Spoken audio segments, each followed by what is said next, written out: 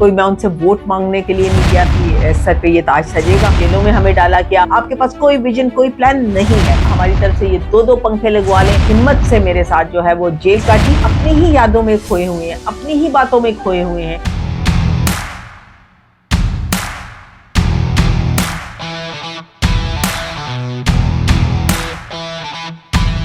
बिस्मिल्लाहिर्रहमानिर्रहीम। नायला नदीम अपने digital channel के साथ। नाज़रीन, आज अगर हम लास्ट 12 आवर्स की या रात के की बात करें, मुझे नहीं पता इस टाइम पे क्या टाइम हुआ जब आप मेरा व्लॉग देख रहे हैं, लेकिन मैं बात कर रही हूँ रात गए की, जो रात हम गुजार चुके हैं उसकी।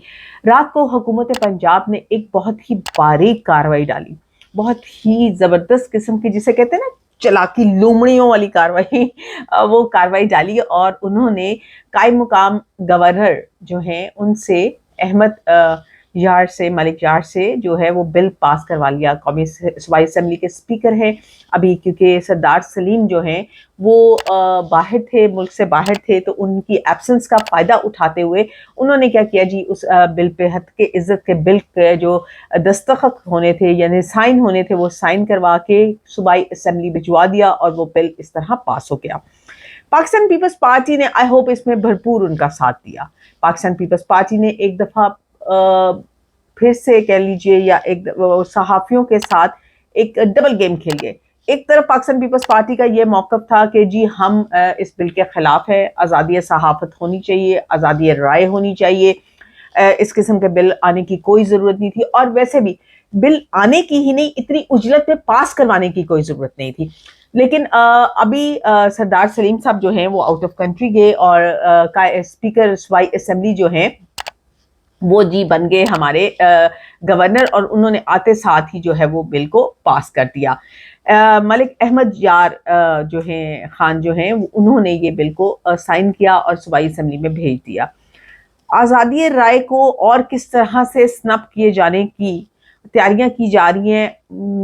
इंटरनेशनल मीडिया पे क्या चलेगा, क्या नहीं चलेगा, सोशल मीडिया पे क्या चलेगा, क्या नहीं चलेगा, इसके बारे में भी आने वाले दिनों में मैं आपको बहुत सारी खबरें दूंगी। आगे चल के मैं आपको बताती हूँ कि सोशल मीडिया को नकेल डालने का प्लान किस तरह से तैयार कर लिया गया है। पर इससे पहले क्या करना है, आपने हमारे चैनल को सब्सक्राइब करना है। अभी तक अगर आपने चैनल नहीं देखा, वीडियो को एंड तक ज़रूर देखिए, क्योंकि एंड पे हम आपको बताने वाले हैं कि सोशल मीडिया, जिस पे इस टाइम पे मैं खुद भी मौजूद हूँ और आपसे बात कर रही हूँ, उसको एक कंट्रोल सोशल मीडिया बनाने की तैयारियां किस तरह से कर ली गई हैं। और ये जो यूट्यूबर्स हैं या डिफरेंट लोग हैं, टिकटॉकर्स हैं या डिफरेंट प्लेटफॉर्म्स यूज़ करते हैं, उनको किस तरह से कंट्रोल किया जाएगा, ये प्रोग्राम के एंड पे आप मैं बताऊंगी। एंड तक वीडियो जरूर देखिए, हमारे चैनल को सब्सक्राइब कर दीजिए, वीडियो को पसंद आए तो लाइक कीजिए, कमेंट कीजिए।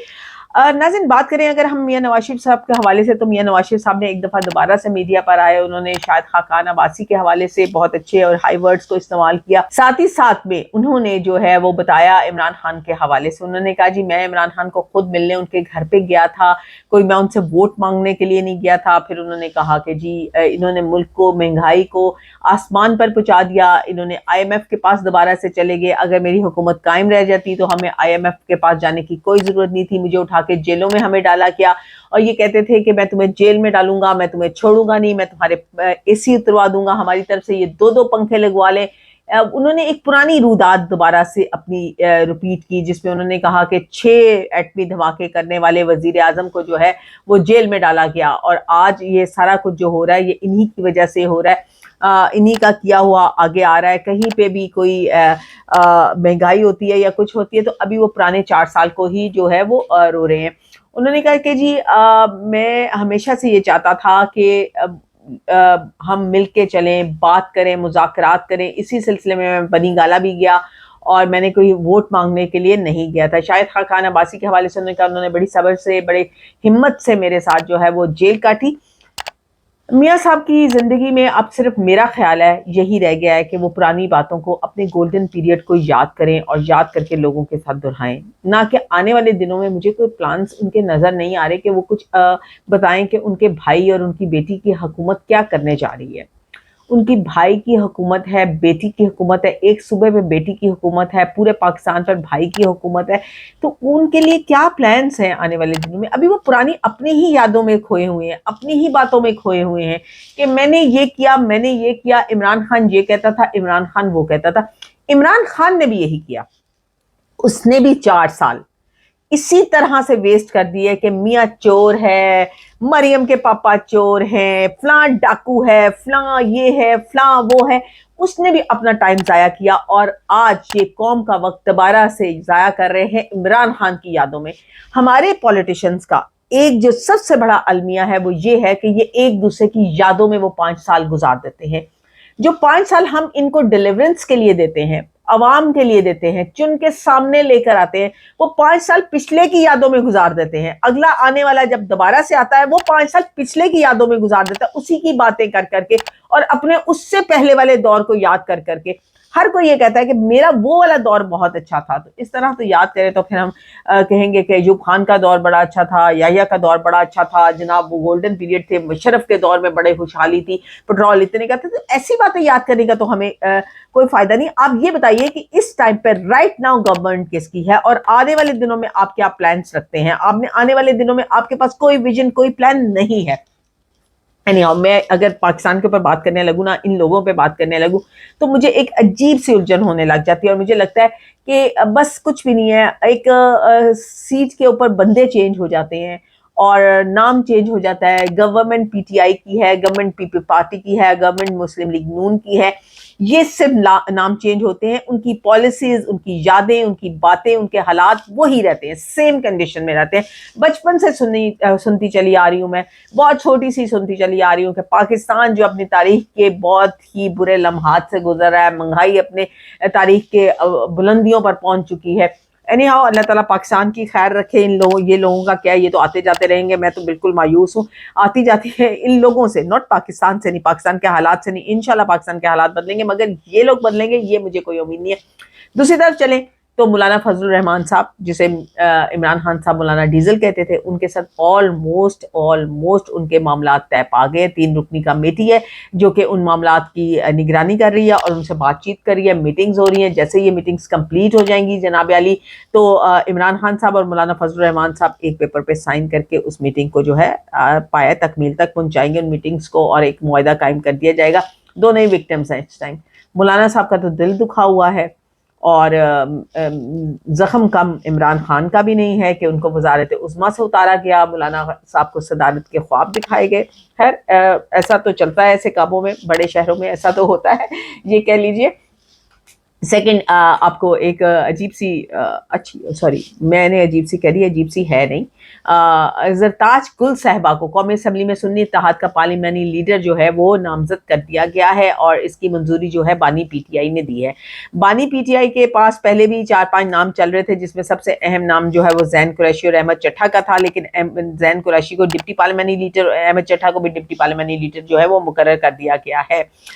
اور جو زرتاج گل صاحبہ ہیں ان کی سر پہ یہ تاج سجے گا, اور وہ اب کس طرح سے عمر جو ہیں ایوب صاحب, انہوں نے بھی اپنے ٹویٹ کے اندر اس چیز کی تصدیق کر دی ہے کہ جی ان کو پارلیمانی لیڈر جو ہے وہ مقرر کر دیا گیا ہے.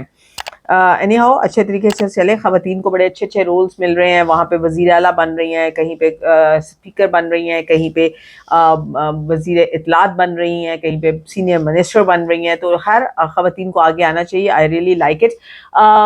دوسری طرف میں ایک جاتے جاتے ایک چھوٹے سے دکھ کا اظہار کرتی چلوں. یہ جو کراچی میں دوسری دفعہ نارتھ کراچی کے اندر ایک انٹرینڈ سیکیورٹی گارڈ نے دوبارہ سے ایک کاغذ چگنے والے بچے کو جو ہے وہ گولی مار کے ہلاک کر دیا.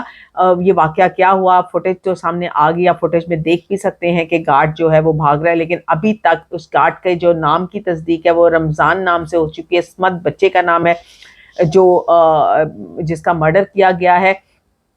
میں تو اس کو مرڈر ہی کہوں گی, کوئی واقعہ یا ایسا نہیں کہوں گی. اس کے والد جو کہتے ہیں, اور وہ بھی کاغذ اٹھاتے تھے سڑکوں سے, یہ कचरा सड़कों से साफ करते थे, तो वो नमाज पढ़ने के लिए गए और बच्चा वहाँ पे था। जब वो वापस लौटे हैं तो वो लहू-लुहान पड़ा हुआ था। इस वाक़ये की तस्दीक आगे चल के जैसे ही हमें कुछ फर्दर इसके बारे में पता चलता है तो हम आपसे ज़रूर डिस्कस करेंगे।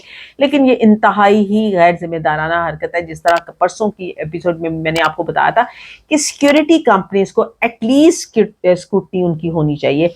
उनके पास ट्रेन्ड सिक्योरिटी गार्ड्स होने चाहिए, उनके पास ट्रेन्ड लोग मौजूद होने चाहिए। ऐसा नहीं है कि आपको कोई भी आया तो आपने उसको सिक्योरिटी गार्ड भर्ती किया और एक बंदूक उसके हाथ में दे दी और खड़ा कर दिया, ना उसका टेम्परामेंट टेस्ट करवाया, ना उसका स्ट्रेस टेस्ट करवाया, ना उसका हमने कोई ऐसा टेस्ट करवाया जिससे पता चले कि इसे हाइपर तो नहीं हो जाता, ये बहुत ज़्यादा गुस्से में तो आने वाला बंदा तो नहीं है, अकल शऊर खो तो नहीं देता गुस्से में। ऐसे टेस्ट गुजारने के बाद ही एक सिक्योरिटी एजेंसी को भी लाइसेंस मिलने चाहिए।